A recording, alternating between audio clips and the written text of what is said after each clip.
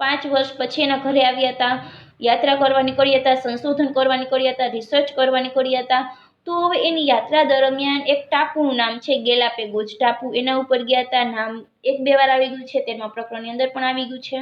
હવે અહીંયા એને શું કર્યું કે જ્યાં તેમને સજીવોમાં એક આશ્ચર્યચકિત કરતી વિવિધતા જોઈ.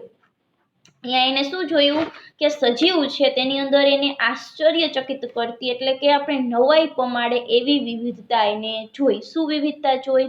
તો અહીંયા એક એને પક્ષી જોયું. એ પક્ષી હતું નાનું કાળું પક્ષી. તો ખાસ કરીને નાનું કાળું પક્ષી અહીંયા એને જોયું, અને જે પાછળથી ડાર્વિન ફિન્ચ કહેવાયું. તો આ ડાર્વિન ફિન્ચ એટલા માટે કહેવાયું કે ડાર્વિન નામના વૈજ્ઞાનિક છે તે ગેલાપેગોસ ટાપુ ઉપર ગયા હતા, અને એને આ ડાર્વિન જે આ કાળું પક્ષી છે તેના ઉપર અભ્યાસ કર્યો, રિસર્ચ કર્યું, એટલા માટે એને પાછળથી ડાર્વિન ફિન્ચ તરીકે ઓળખવામાં આવે છે. તો હવે તેને ખૂબ આશ્ચર્યચકિત કર્યા હતા. કોને આશ્ચર્યચકિત કર્યા? ડાર્વિનને. કોને કર્યા? જે નાનું કાળું પક્ષી હતું એને. શું આશ્ચર્યચકિત કર્યા એ આગળ જોઈએ. તો તેમણે તે જ ટાપુ ઉપર ઘણી જાતની ફિંચને જોઈ. એ જે એક ગેલાપેગોસ ટાપુ છે ત્યાં એને ઘણી બધી એવી ફિંચ છે તેને જોઈ. તેમણે અંદાજ મૂક્યો કે બધી જ જાતો તેની જાતે જ ટાપુ ઉપર ઉદ્વિકાસ પામી છે. તો હવે જે ડાર્વિન નામના વૈજ્ઞાનિક છે તેને એવું અંદાજ લાગ્યો કે જે આ ફિંચ છે, જે જુદી જુદી જાતિની ફિંચ છે, તે બધી જ જાતિની ફિંચ છે એની જાતે જ ટાપુ ઉપર શું થઈ છે? ઉદ્વિકાસ પામી છે. અને મૂળભૂત ફિંચના બીજ આહારી લક્ષણોની સાથે સાથે અન્ય સ્વરૂપો માટે પણ તેમની સાંચો વિકસિત થઈ. જો શું કે છે કે ડાર્વિન નામના વૈજ્ઞાનિક છે તેની યાત્રા દરમિયાન ગેલાપેગોસ ટાપુ પર ગયા હતા. ત્યાં તેમને નવાઈ લાગે એવી ઘટના જોઈ, રચના જોઈ. શું જોયું? એને એક નાનું કાળું પક્ષી જોયું. ડાર્વિન એના ઉપર અભ્યાસ કર્યો, એટલા માટે એને પાછળથી ડાર્વિન ફિન્ચ તરીકે ઓળખવામાં આવ્યું. હવે અહીંયા એને આશ્ચર્યચકિત કરી દે એવું એને ત્યાં જોવા મળ્યું કે પક્ષી છે ડાર્વિન ફિન્ચ છે, એક જ ટાપુ ઉપર એને ઘણી બધી જાતની આવી ફિન્ચ જોઈ, અને એને એવો અંદાજ મૂક્યો કે જે આ બધી જ જાતિ છે તે એની જાતે જે ટાપુ ઉપર ઉદ્વિકાસ પામી છે. હવે જે મૂળભૂત ફિંચ હતી કે એ મૂળભૂત ફિંચ છે તેની જે ચાંચ છે તે કેવી હતી? બીજ આહારી લક્ષણ.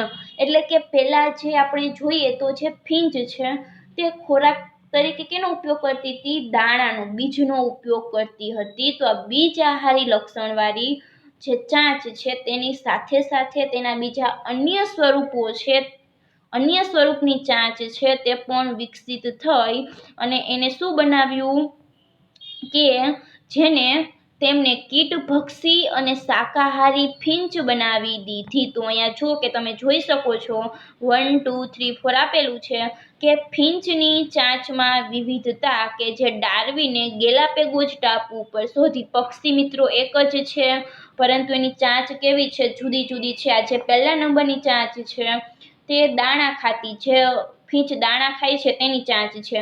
જે બીજા નંબરની છે તે ફળ ખાય છે એની હશે. ત્યારબાદ જોવા જઈએ તો કીટક, જે આ ચોથા નંબરની છે તે કીટહારી છે, અમુક પાંદડા ખાતી હશે. તો આવી રીતે મિત્રો કે એ જે ફિંચ છે તેને અલગ અલગ એ જે ખોરાક ખાય છે એ પ્રમાણે એની ચાંચના લક્ષણનો વિકાસ કર્યો. હવે શા માટે આવું થયું હશે મિત્રો? યાદ કરો 13મા પ્રકરણની અંદર ગોસનો સ્પર્ધકનો નિયમ, ગોસના સ્પર્ધકના નિયમની અંદર આવી ગયું છે મિત્રો કે જ્યારે એક જ જાતિના સજીવો વચ્ચે સ્પર્ધા થાય છે તો સ્પર્ધા કેવી હોય છે? વધારે પ્રમાણમાં સ્પર્ધા વધારે પ્રમાણમાં ઘાતક હોય છે. શા માટે? કારણ કે એક જ જાતિના સજીવો વચ્ચે થતી સ્પર્ધા પ્રમાણમાં બહુ એટલે બહુ જ ઘાતક જોવા મળે છે. તો અહીંયા ગોસના સ્પર્ધકના નિયમની અંદર આવી ગયું છે. ત્યાં પણ એક ઉદાહરણ આવેલું છે કે ત્યાં જુઓ કે સ્ત્રોતનું વિભાજન. અહીંયા મેં તમને ઉદાહરણ આપીને સમજાવ્યું હતું કે સ્ત્રોતનું વિભાજન એટલે શું? કે બે જાતિ જો એક જ સ્ત્રોત માટે સ્પર્ધા કરે તો શું કરશે કે બે એનો ખોરાક અલગ અલગ કરી દેશે, અથવા તો અલગ અલગ એનું ચારણ્ય કૌશલ્ય પસંદ કરશે, એના કારણે સ્પર્ધાથી બચી શકાશે. તો અહીંયા જે મેક આર્થર નામના વૈજ્ઞાનિક હતા એને આપેલું છે આપણું બુકની અંદર ઉદાહરણ કે એક જ ઝાડ ઉપર ફૂદકી કે જે એક ગાના ટહુકનાર પક્ષી છે, તેની 5 જ નજીકની સંબંધિત જાતિઓ સ્પર્ધાથી બચવા માટે સફળ રહી અને એક જ વૃક્ષ ઉપર શું કરી શકી, તે રહી શકી. 5 જાતિ એક જ વૃક્ષ ઉપર રહી શકી. શા માટે રહી શકી? તો એનું જે કીટક શોધવાનું છે, કીટકોને ખોરાક કરતી હતી, તો એક જાતિએ કીટક ખાવાનું ચાલુ કર્યું, કે વૃક્ષના પાંદડા ખાવાનું ચાલુ કર્યું, કે ફળ ખાવાનું ચાલુ કર્યું, એક દાણા ખાવાનું ચાલુ કર્યું. તો આમ શું કરી દીધું, એના ખોરાકની અંદર એને વિવિધતા લાવી દીધી, એની ચારણ્ય પ્રવૃત્તિની અંદર જુદાપણું લાવ્યું અને એના કારણે તે સાથે રહી શકી. તો આ છે મિત્રો સ્પર્ધાથી બચવા માટેનો ઉપાય હતો. અહીંયા પણ એવું જ થયું હશે કે જે મૂળભૂત ફીંચ હતી, તે ફીંચ શું ખાતી હતી? દાણા ખાતી હતી, બીજ ખાતી હતી. પરંતુ એની અંદર સ્પર્ધાથી બચવા માટે જે તે નિવાસસ્થાનની અંદર તે ગઈ તો અમુકે દાણા ખાવાનું ચાલુ કરી દીધું, અમુકે ફળ ખાવાનું ચાલુ કર્યું, અમુકે કીટકો ખાવાનું શરૂ કર્યું, અમુક સૂક્ષ્મ પદાર્થને ખાવાનું શરૂ કર્યું, અમુકે પાંદડા ખાવાનું શરૂ કર્યું. તો આવી રીતે મિત્રો કે જે ફીંચ છે તેને જેવો ખોરાક ખાવાનો શરૂ કર્યો એ પ્રમાણે એની ચાંચની અંદર શું આવી ગયું? જુદાપણું આવી ગયું, ભિન્નતા આવી ગઈ. તો આમ કે જે મૂળભૂત ફીંચ છે તે બીજઆહારી લક્ષણ ધરાવતી હતી, તો બીજઆહારી લક્ષણની સાથે સાથે બીજા નવા સ્વરૂપો ધરાવતી ચાંચનો વિકાસ થયો કે જેને તેને કીટભક્ષી એટલે કે કીટનું ભક્ષણ કરતી કરી દીધી, શાકાહારી બનાવી દીધી એટલે કે ફળ પાંદડા ખાતી કરી દીધી. આવી રીતે અલગ જાતિનો વિકાસ થયો ઉદ્વિકાસની પ્રક્રિયાને કારણે. કેમાંથી થયો છે? ફીંચની મૂળભૂત જાતિ કઈ હતી? દાણા ચરતી અથવા તો દાણા બીજહારી ચાંચ હતી. એમાંથી જે રીતે તેને ખોરાક ગ્રહણ કરવાનું ચાલુ કર્યું એ રીતે એની ચાંચ છે તે વિકસિત થતી ગઈ. તો અહીંયા આપણને ઉપર આકૃતિ પણ આપેલી છે. તો આવી રીતે અહીંયા જો કે તમને જે આપેલું છે કે જે મૂળભૂત ફીંચ હતી તે બીજઆહારી હતી, એ પણ યાદ રાખજો. હવે બીજઆહારી ફીંચમાંથી શું થયું? આગળ એના અન્ય સ્વરૂપનો વિકાસ થયો. એની અન્ય સ્વરૂપની ચાંચ વિકાસ પામી કે કીટભક્ષી અને શાકાહારી ફીંચ બનાવી દીધી.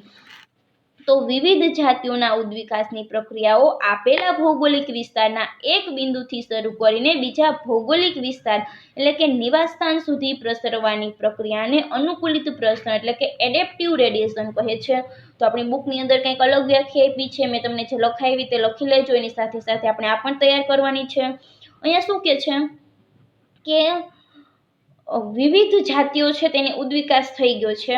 હવે એમાં આપેલા ભૌગોલિક વિસ્તારના એક બિંદુથી શરૂ કરીને બીજા ભૌગોલિક વિસ્તાર એટલે કે નિવાસસ્થાન સુધી પ્રસરવાની પ્રક્રિયાને અનુકૂલિત પ્રસરણ કહે છે. તો હું તમને એક સાદું આપણે ગામડાનું સિટીનું ઉદાહરણ આપું. મનુષ્ય ગામડામાં રહે છે, બરોબર? તો ગામડામાં રહે છે તો ગામડા પ્રમાણેની જીવનશૈલી જીવે છે. હવે તે ગામડામાંથી સ્થળાંતરિત થઈને સિટીમાં જશે તો સિટીમાં જશે તો જે પ્રમાણે સિટીની જીવનશૈલી છે એ પ્રમાણે જીવશે.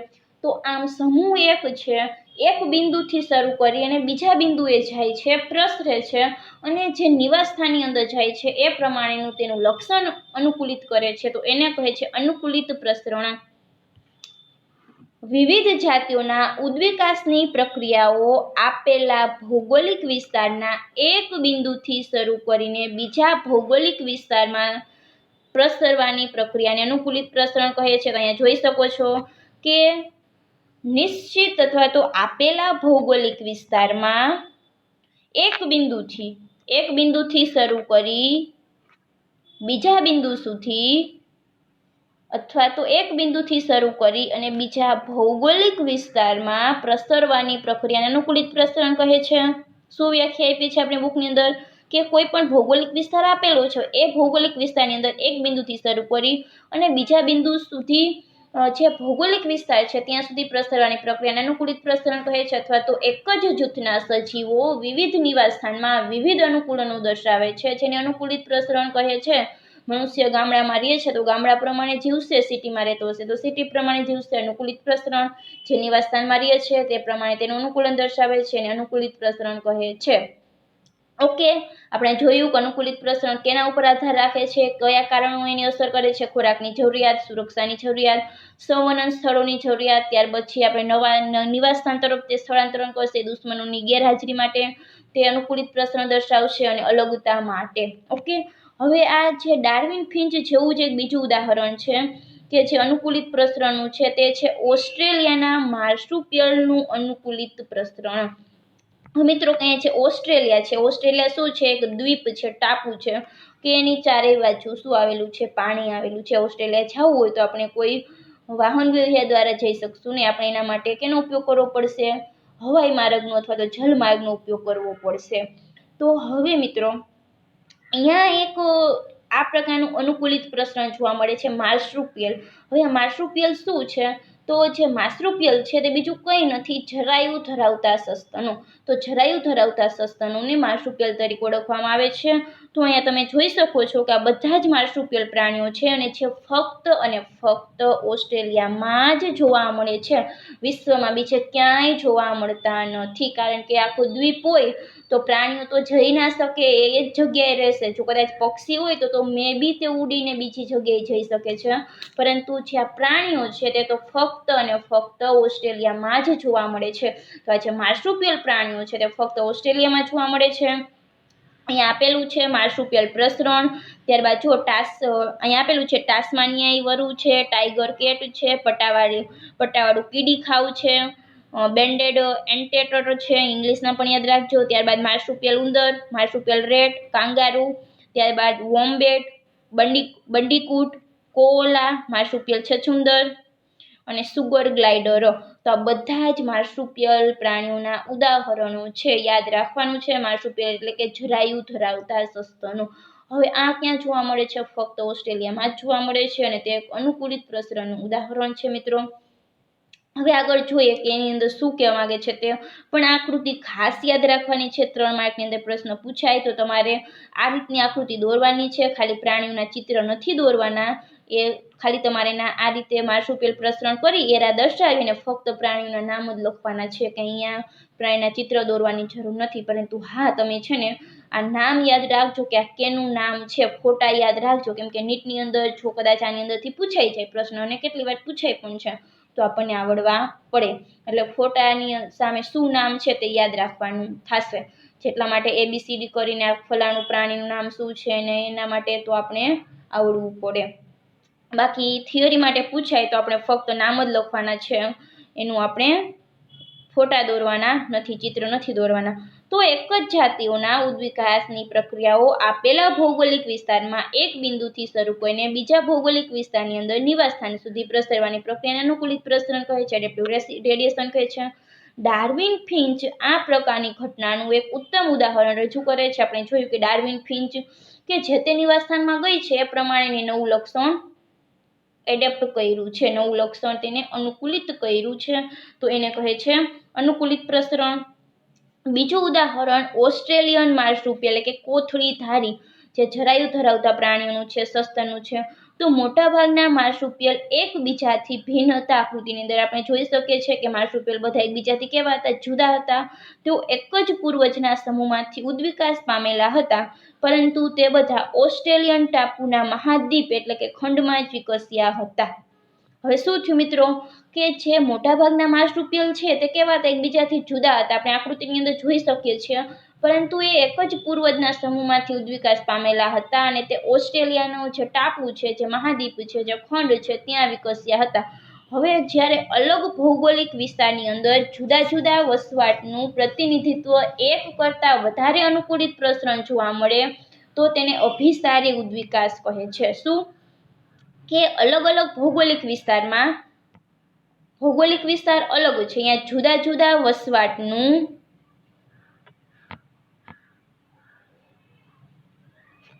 પ્રતિનિધિત્વ એક કરતાં વધુ અનુકૂલિત પ્રસરણ જોવા મળે તો તેને અહીંયા અપસારી નહીં આવે, અભિસારી ઉદ્વિકાસ કહે છે. કેમ કે નવી બુકની અંદર સુધરી ગયું હશે. અહીંયા બાજુમાં કોન્વર્જન્ટ આપેલું છે, તો કોન્વર્જન્ટ એટલે અપસારી ન થાય, કોન્વર્જન્ટ એટલે કે અભિસારી થાય, અપસારી એટલે કે ડાયવર્જન્ટ થશે. તો હવે અહીંયા અભિસારી ઉદ્વિકાસ જોવા મળે છે. અભિસારી એટલે શું? આપણે જોઈ ગયા છીએ કે કોઈ પણ જે ભૌગોલિક વિસ્તાર છે એ વિસ્તારની અંદર જે સજીવ રહે છે એ પ્રમાણે શું કરે છે? તેના અનુકૂલનો વિકસાવે છે.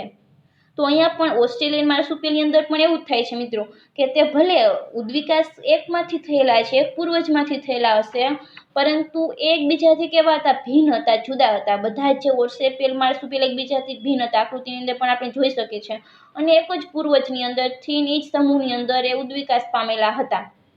ઓસ્ટ્રેલિયન જે ટાપુ છે તેનો જે મહાદ્વીપ ખંડ છે ત્યાં તે વિકસ્યા હતા. તો અલગ અલગ ભૌગોલિક વિસ્તારની અંદર જે જુદા જુદા વસવાટ છે તેનું પ્રતિનિધિત્વ કરતા વધુ અનુકૂલિત પ્રસરણ જોવા મળે તો તેને અભિસારી ઉદ્વિકાસ કહે છે. અહીંયા અપસારી નહીં આવે, અહીંયા આવશે અભિસારી. ચેન્જ કરી લેજો. ઓકે, તો અભિસારી ઉદ્વિકાસ એટલે શું આપણે જોઈ લીધું કે ભૌગોલિક વિસ્તાર છે અલગ અલગ છે. હવે અલગ ભૌગોલિક વિસ્તાર છે, અહીંયા જુદું જુદું વસવાટ કરે છે, જુદા જુદા વસવાટનું પ્રતિનિધિત્વ કરે છે અને વધારે પ્રમાણમાં અનુકૂલિત પ્રસરણ જોવા મળે છે. એટલે આપણે જોયું કે ઘણા બધા આપણને શું જોવા મળે છે, માર્સુપિયલ જોવા મળે છે, છછુંદર છે, કીડી ખાવ છે, ઉંદર છે, ઉડતી ખિસકોલી છે, બોબકેટ છે, વરુ છે. તો આ બધાય ટાસ્માનિયા વરુ છે, આ બધાય જોવા મળે છે. તો આમ વધારે પ્રમાણમાં અનુકૂલિત પ્રસરણ જોવા મળે તો એને અભિસારી ઉદ્વિકાસ કહે છે. અને ઓસ્ટ્રેલિયાના જરાયુજ સસ્તનો પણ અનુકૂલિત પ્રસરણ દર્શાવે છે, કે જે ઓસ્ટ્રેલિયા છે તેના બીજા જરાયુજ જે સસ્તનો છે તે પણ આવું અનુકૂલિત પ્રસરણ દર્શાવે છે. આ પ્રકારે દરેક જરાયુજ સસ્તનો માર્સુપિયલને સમાન અનુરૂપ વિકાસ દર્શાવે છે. અહીં ઉદાહરણ આપ્યું છે કે જરાયુજ વરુ અને ટાસ્માનિયાઈ વરુ.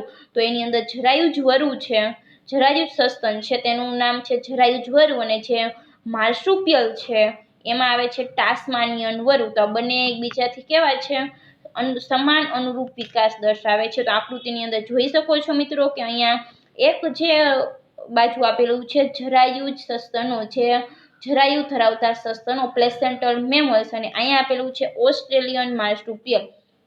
તો જરાયુજ સસ્તનો અહીંયા છછુંદર છે, અહીંયા માર્સુપિયલ છછુંદર છે. તો એકબીજાને સમાન અનુરૂપ વિકાસ દર્શાવે છે. અહીંયા કીડી ખાવ છે, તો અહીંયા પણ કીડી ખાવ છે પણ માર્સુપિયલનું છે, કે જે નુબન્ટ છે તો એ પણ એકબીજાને સમાન છે. ઉંદર, તો માર્સુપિયલ ઉંદર જોઈ શકો છો એકબીજાને સમાન શું કરે છે, અનુરૂપ વિકાસ દર્શાવે છે. ત્યારબાદ લેમુર, અહીંયા ટપકાવાળું કસકસ છે તો એ પણ એકબીજાને સમાન અનુરૂપ વિકાસ દર્શાવે છે. ઉડતી ખિસકોલી, તો અહીંયા ઉડતી ફ્લેન્ચરન, એમાં પણ એવું જ છે. ત્યારબાદ બોબકેડ, તો અહીંયા ટાસ્માનિયાઈ ટાઈગર કેટ. ત્યારબાદ અહીંયા વરુ, તો આની બાજુ હશે ટાસ્માનિયાઈ વરુ. તો ઓસ્ટ્રેલિયન માર્સુપિયલ અને જે જરાયુજ સસ્તનો છે તેની જે અભિસારી ઉદ્વિકાસ દર્શાવતી આકૃતિ, અપસારી નહીં આવે પરંતુ કેવી આવશે, અભિસારી આવશે. જો કે એક જરાયુજ સસ્તન છે અને બીજા ઓસ્ટ્રેલિયન માર્સુપિયલ છે, બંને છે તે એક જ ભૌગોલિક વિસ્તારમાં રહે છે. તો એક ભૌગોલિક વિસ્તારમાં રહે છે તો એ પ્રમાણે તેના અનુકૂલન શું કરે છે, દર્શાવે છે. તો એને કહે છે અભિસારી ઉદ્વિકાસ. તો અપસારી ઉદ્વિકાસ ક્યારે થશે? અપસારી ઉદ્વિકાસ એટલે કે લક્ષણ એનામાં એક હશે, એની રચના સરખી હશે પરંતુ તે જુદા જુદા ભૌગોલિક વિસ્તાર પ્રમાણે એના જુદા જુદા લક્ષણો એડેપ્ટ કરશે. ઓકે, તો આમ અહીંયા અભિસારી ઉદ્વિકાસ દર્શાવે છે. તો આ મિત્રો આપણે છે તે કેનું વિશેની ચર્ચા કરી, અપસારી ઉદ્વિકાસ વિશેની, કે આપણે અપસારી ઉદ્વિકાસને બહુ સારી રીતે સમજી લીધું એક ડાર્વિન ફિન્ચ દ્વારા અને અહીંયા ઓસ્ટ્રેલિયન માર્સુપિયલ દ્વારા, કે જે કોથળીધારી પ્રાણીઓ છે. માર્સુપિયલ એટલે કોથળી ધરાવતા પ્રાણીઓ છે, તેના વિશે સમજ્યા. આકૃતિ યાદ રાખવાની છે, બંને આકૃતિ. હવે મિત્રો કે મેં તમને કીધું કે અનુકૂલિત પ્રસરણ છે ને તેને 3 પ્રકારની અંદર ડિવાઈડ કરવામાં આવે છે, 3 પ્રકારમાં વર્ગીકૃત કરવામાં આવે છે. હું તમને અહીંયા બોલીને સમજાવું છું ઓરલી, તમારે નોટ ડાઉન કરવું હોય તો તમે કરી શકો છો. એક તો સ્થાનિક અનુકૂલિત શાખા, બીજું છે ખંડીય અનુકૂલિત પ્રસરણ અને ત્રીજું છે સમકાલીન પ્રસરણો. સ્થાનિક અનુકૂલિત શાખા, ખંડીય અનુકૂલિત પ્રસરણ અને સમકાલીન પ્રસરણો. હવે સ્થાનિક અનુકૂલિત શાખા એટલે શું? તો તે વિશાળ વિસ્તરણવાળી વસ્તીમાં વિવિધ દિશાઓમાં થયેલા વિકાસનું નિર્દેશન કરે છે. એટલે કે વિશાળ વિસ્તરણવાળી વસ્તી હશે અને અહીંયા વિવિધ દિશામાં જે થયેલો વિકાસ છે તેનું નિર્દેશન કરે, એટલે કે સ્થાનિક અનુકૂલિત શાખા. હવે એટલે શું? તો હું તમને સમજાવું છું કે આફ્રિકાની અંદર 2 જુદા પ્રકારના ગેંડા અસ્તિત્વમાં છે. એક ચરનાર ગેંડા છે અને બીજા છે પાંદડા ચાવનાર. તો જે ચરનાર, જે ચરે છે, જે ઘાસ છે તેને ચરે છે, એ ગ્રેજિંગ કરે છે ઘાસનું, એ ચરનાર છે ગેંડા છે તે ખુલ્લા મેદાનમાં જીવે છે. અને બીજા જે કુમળા પાંદડા ચાવનાર, કે જે બ્રાઉઝિંગ કરનાર જે ગેંડા છે તે વૃક્ષ આચ્છાદિત વિસ્તારમાં રહે છે. તો એને સ્થાનિક અનુકૂલિત શાખા કહે છે. આફ્રિકા સ્થાન એક જ છે પણ એનું વિશાળ વિસ્તરણ વસ્તી છે. કે મોટી જે વિશાળ વિસ્તરણવાળી વસ્તી છે એમાં વિવિધ દિશાની અંદર થયેલો વિકાસનું નિદર્શન કરે છે કે બે જુદા પ્રકારના ગેંડા છે. એક ગેંડા ઘાસને ચરે છે, તો ચરવાવાળા ગેંડા ક્યાં રહે છે? ખુલ્લા મેદાનમાં જીવતા હશે કે જેને ઘાસ મળે છે. બીજા ગેંડા એવા છે કે કુમળા પાંદડા ખાય છે, પાંદડા ચાવે છે, તો ક્યાં રહે છે? વૃક્ષાચ્છાદિત વિસ્તારમાં રહે છે. થયું. જાતિ એક છે, સજીવનો સમૂહ એક છે, બે ગેંડા છે, પરંતુ જે તે નિવાસ સ્થાનમાં રહે છે તે જે વિસ્તારમાં રહે છે એ પ્રમાણે તે અનુકૂલન વિકસાવે છે. મેદાનમાં રહે છે તો ઘાસને ચરે છે, અને વૃક્ષાચ્છાદિત વિસ્તાર એટલે કે જંગલમાં રહે છે તો એ પાંદડાને ચાવે છે. એ પ્રમાણે અનુકૂલન વિકસાયું. ત્યારબાદ બીજું ખંડીય અનુકૂલિત પ્રસરણ, તો એની અંદર આપણે ઓસ્ટ્રેલિયાનું જે આપ્યું માર્સુપિયલ પ્રસરણ છે તેનું ઉદાહરણ આવશે કે એક જ ભૌગોલિક ખંડમાં જીવતા ચોક્કસ વર્ગના સજીવોમાં ઉદ્વિકાસીય પ્રસરણ રેખાનું નિદર્શન કરે છે. એટલે કે ઓસ્ટ્રેલિયાની અંદર જે જોવા મળે છે ભૌગોલિક ખંડ એક જ છે, ભૌગોલિક વિસ્તાર એક જ છે, પણ ત્યાં જે ચોક્કસ વર્ગના સજીવો છે તેની અંદર જે ઉદ્વિકાસ થયેલો છે તેની જે પ્રસરણ રેખાનું નિદર્શન કરે છે એને ખંડીય અનુકૂલિત પ્રસરણ કહે છે. કે દરેક ઓસ્ટ્રેલિયન માર્સુપિયલ છે તે એકબીજાથી કેવા છે? જુદા છે. ત્યારબાદ સમકાલીન પ્રસરણ, તો સમકાલીન પ્રસરણ છે તે વિશ્વના મોટા પ્રાણીના ભૌગોલિક વિભાગમાં અનુકૂલિત પ્રસરણને સંબંધિત છે. કે ડાર્વિન એના પ્રવાસ દરમિયાન જે ગેલાપેગોસ ટાપુ પર પહોંચ્યા ત્યારે એને જે નાનું કાળું પક્ષી ફીંચ જોયું તો એની અંદર એને વિવિધતા જોવા મળી, અને એ પછી એ ડાર્વિન ફીંચ તરીકે ઓળખાયું. અવલોકન કર્યું કે એક જ ટાપુમાં ફીંચની અનેક પ્રકારની જાતો જોઈ, એને એવો અંદાજ રાખ્યો કે બધી જ જાતો છે એ જ ટાપુ પર ઉદ્વિકાસ પામી છે. પરંતુ એને જોયું કે જે મૂળભૂત ફીંચના બીજઆહારી લક્ષણ છે એ નિવાસ સ્થાન અને ખોરાક પ્રાપ્તિને આધારે રૂપાંતરિત થયા હતા. બુકની અંદર આપણે આપેલું છે, યાદ રાખજો, પણ એકદમ આટલું સ્પેસિફિક નથી આપેલું કે મૂળભૂત ફીંચના બીજઆહારી લક્ષણો એના નિવાસ સ્થાન અને ખોરાક પ્રાપ્તિને આધારે રૂપાંતરિત થયા. એટલે કે મૂળભૂત ફીંચ બીજઆહારી હતી, દાણા ખાતી હતી, પરંતુ હવે એ ફીંચ છે તે જે નિવાસ સ્થાનમાં ગઈ અને એ નિવાસ સ્થાનમાં એને જેવો ખોરાક મળ્યો એના આધારે એની અલગ અલગ ચાંચ છે તેના રૂપાંતરિત થયા. એની અલગ અલગ ચાંચનું રૂપાંતરણ થયું કે કોઈ ફળ ખાધા, કોઈ કીટકો ખાધા, કોઈ પાંદડા ખાધા, કોઈ શુષ્ક પદાર્થો ખાધા, તો એ પ્રમાણેની ચાંચ બની ગઈ. એ ચાંચની અંદર એ પ્રમાણે શું થયું? તેનું રૂપાંતરણ થયું, એ પ્રમાણેની ચાંચનો ઉદ્વિકાસ થયો. તો આમ બીજઆહારી લક્ષણોની અંદર એના નિવાસ સ્થાન અને ખોરાક પ્રાપ્તિને આધારે એના રૂપાંતરણ થયા. તો આ છે મિત્રો અનુકૂલિત પ્રસરણ. એક જ જૂથના સજીવો જુદા જુદા નિવાસ સ્થાનમાં રહે છે તો એ જુદા જુદા વિવિધ લક્ષણો છે, વિવિધ પ્રકારના અનુકૂલનો વિકસાવે, એને જ કહે છે અનુકૂલિત પ્રસરણ. અહીંયા આપણું અનુકૂલિત પ્રસરણ પૂર્ણ થાય છે. 3 વ્યાખ્યા આપી, અનુકૂલિત પ્રસરણ શા માટે કરે છે, એના રીઝન આપ્યા, કારણો આપ્યા. જે બુકની અંદર નથી આપેલું એક્સ્ટ્રા છે, જરાક નોટ કરી લેજો. વધારે પ્રમાણે મેં કાંઈ એક્સ્ટ્રા કરાયું નથી.